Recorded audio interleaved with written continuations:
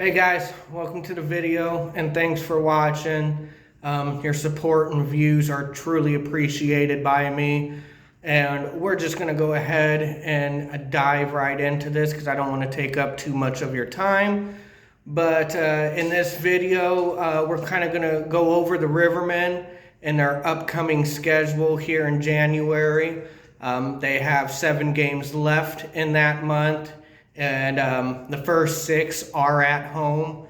All 7 are very important games, key games, and they're going to be competitive. We're going to go over some player info, some team numbers, give my opinion on where I think the Rivermen are at and how I hope they fare on this 7-game stretch. And we're going to touch on Thunderbolts because those are the first 2 games of this 7-game stretch coming up. The way to break it down, the first 2 are against the Bolts. Then we got one against Knoxville Ice Bears. And then next week we got 3 games versus Birmingham Bulls. Those are all home games. And to finish up the month, we got an away game against Knoxville. Ideally, with those 7 games, I'd like to go 5 for 7. I think Rivermen are more than capable of sweeping the Thunderbolts. And like I said, I'll go over the numbers to fill you in on why I believe that. I'm not just saying that to say it. I feel strongly we could take 2 or 3 against the Bulls, and I think we can at least split the 2 games we have with Knoxville in this month. So with that, we'll go ahead and get into some numbers and players dealing with the Rivermen and the Thunderbolts, and we'll kind of start with the Bolts first. Now, this video is mainly on the Rivermen. And there are 7 games coming up, but like I said, we kick off the first 2 games against the Bolts. So we're going to kind of go over the Bolts numbers briefly. Admittedly, I don't know too much about Bolts and their roster moves as far as injuries or call-ups are concerned. I do know a few key roster moves that have taken place with Ty Taylor being called up and Brendan Harrogate placed on team suspension, and they brought in Cooper Reed to be the backup, I'm assuming, to Cole Cece. But first I'm going to go get into some numbers with the Bolts. Currently in the point standings, they are in 8th place with 28 points. They've played 30 games thus far this season for a record of 12, 14, 2, and 2. Their home record and away record are virtually identical. Their home record 6, 7, and 2, and their away record is 6, 7, and 2. Their goals for is 83, and their goals against is 95. And now, normally, obviously, you would rather have more goals for your team than against the team, but by 12 goals, they've allowed 12 more goals than they've scored this season. Bolts, you can't really call it a streak, but just for phrasing purposes, they're on a 1-game streak. They won their last game. They're 5-5 in their last 10 games for 500. So, you know, they've been playing some decent hockey lately with some big wins, but also some big losses, one of them being to the Rivermen at home. Out of 6 games played against the Rivermen this season, the Thunderbolts only have 1 win on their record versus them. That did come in Peoria at Carver Arena, and it was a final score of 4-3.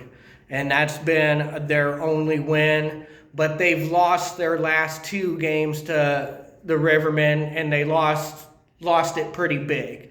Their last 2 games versus the Rivermen, they've lost 6-0 and lost 8-4.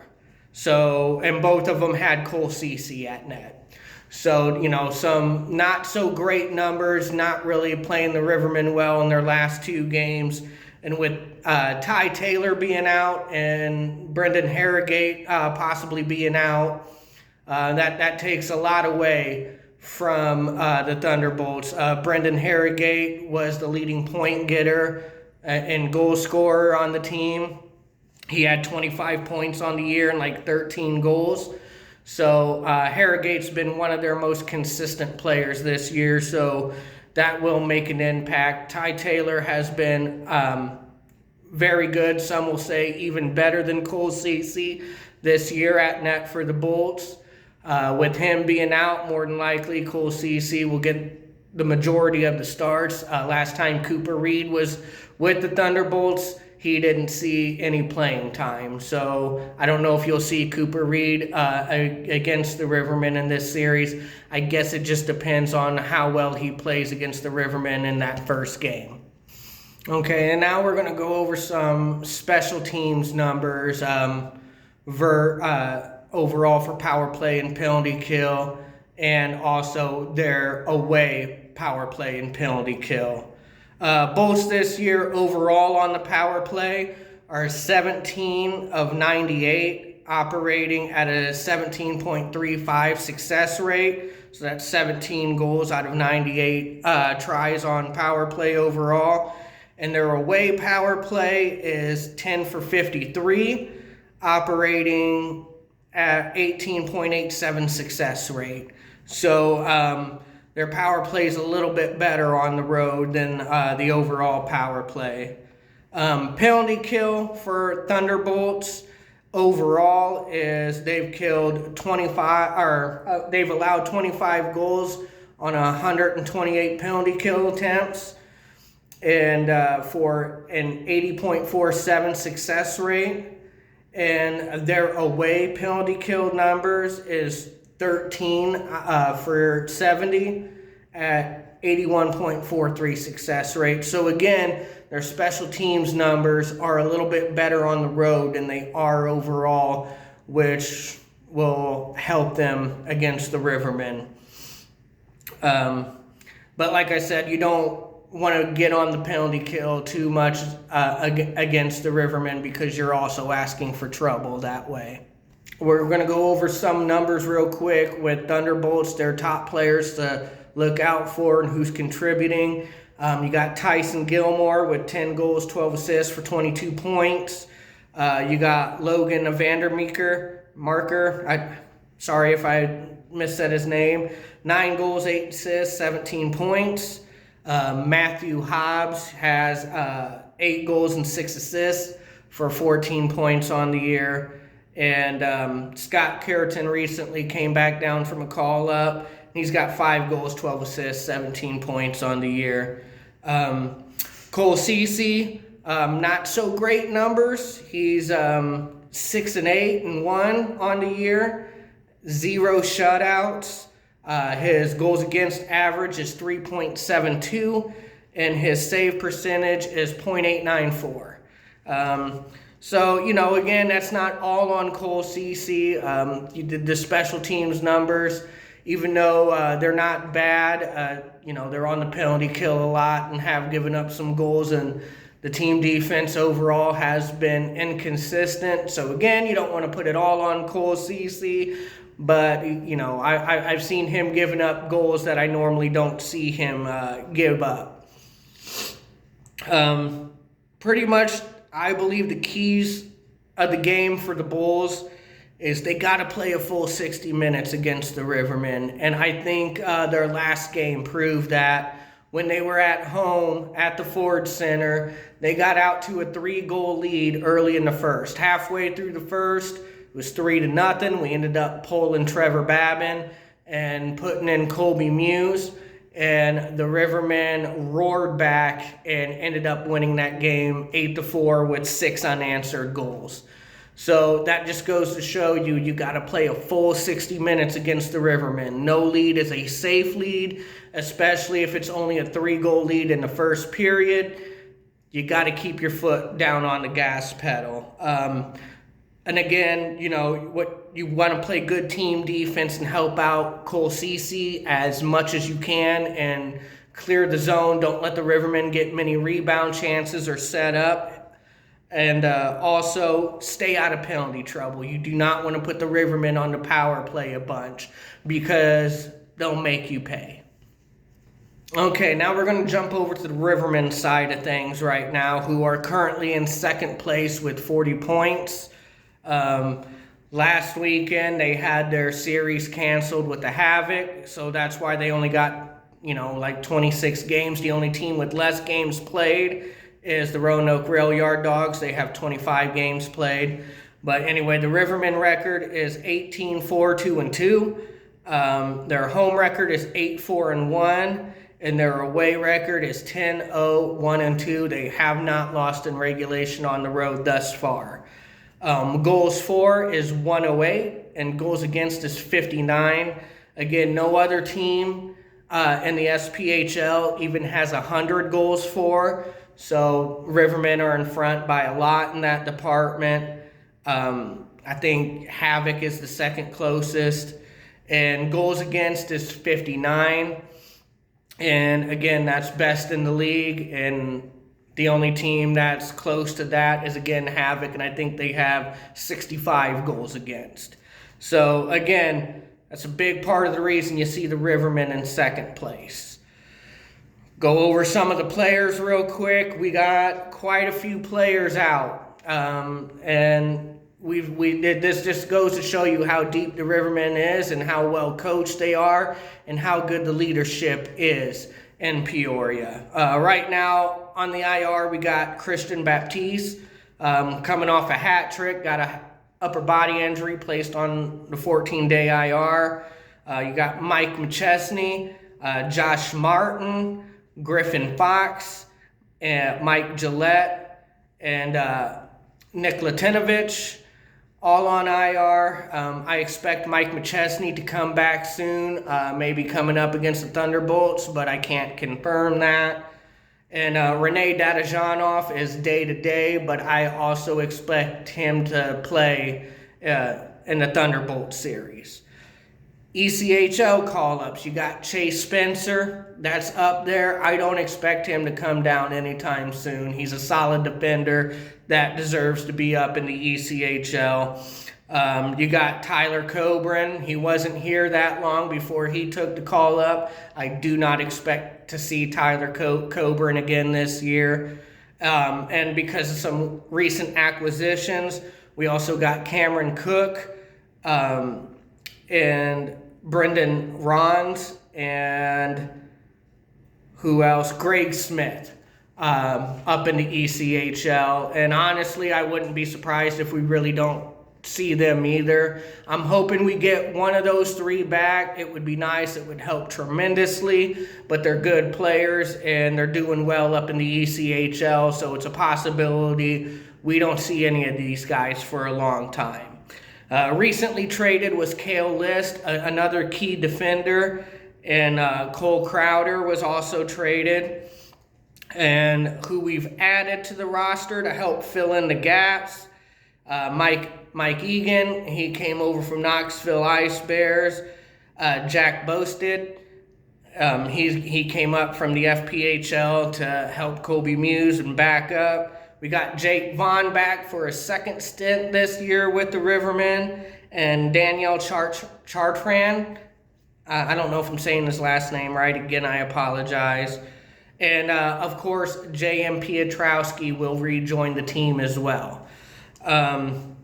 Zach Wilkie will be on a one-game suspension, so he'll be out that first game against the Thunderbolts, but he will be back. Our defense does look a little thin, but we know Braden Barker and Jordan Ernst are very versatile players who play well on the D, and I'm sure you'll be seeing them play D to help fill in the gaps until we can get a little more healthy. Now, as I stated before, Rivermen are 5-1 against the Thunderbolts this year. They are on a 5-game win streak, and they are 7-1-2 in their last 10 games. So despite all these injuries and players and all this roster movement, Rivermen are still playing pretty good hockey and is still a dangerous team. You got to be deep to keep playing the way they're playing, and you got to have good coaching and good leadership, which the Rivermen do have. You know, rather Rivermen haters want to admit that or not, the numbers back that up. We're going to go over some special teams numbers real quick with the Rivermen. Their overall power play and power play at home, and same with the penalty kill.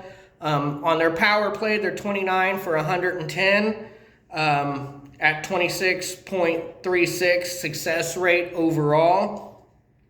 But at home, they're 17 for 55 for a 32.69 success rate. So again, if you're Thunderbolts, you want to stay out of the box as much as possible against this team. Their penalty kill numbers, 17 out of 119 for an 85.71 success rate. So again, great penalty kill numbers overall. And their penalty kill at home, only 9 goals allowed out of 60 attempts for an 85% success rate on the nose. So again, Rivermen are one of the leading teams when it comes to special teams on the power play and penalty kill. So you don't want to see the Rivermen on the power play, and they also lead in shorthanded goals as well. So it could be even dangerous when they're on the penalty kill. Some numbers to go over for the Rivermen. You got Alec Bear. He's got 16 goals, 24 assists for 40 points. Jordan Ernst, 21 goals, 10 assists, 31 points. Carlos Forneres, 8 goals, 20 assists for 28 points. And Zach Wilkie, he's got 5 goals and 27 assists for 32 points. Just outstanding numbers, and that they're all part of the leadership group there and really set the tone for the Rivermen. Colby Muse has been outstanding and leading candidate for goaltender of the year, and his number backs that up. He's 16-2-1, 5 shutouts on the year with a goals against average of 1.75 and a save percentage of .93 on the nose. Again, these are goaltender of the year type numbers. He leads in time played, everything. He's been just a flat-out stud for the Rivermen. So my hat's off to Colby Muse. He's a big part of the reason we are as good as we are.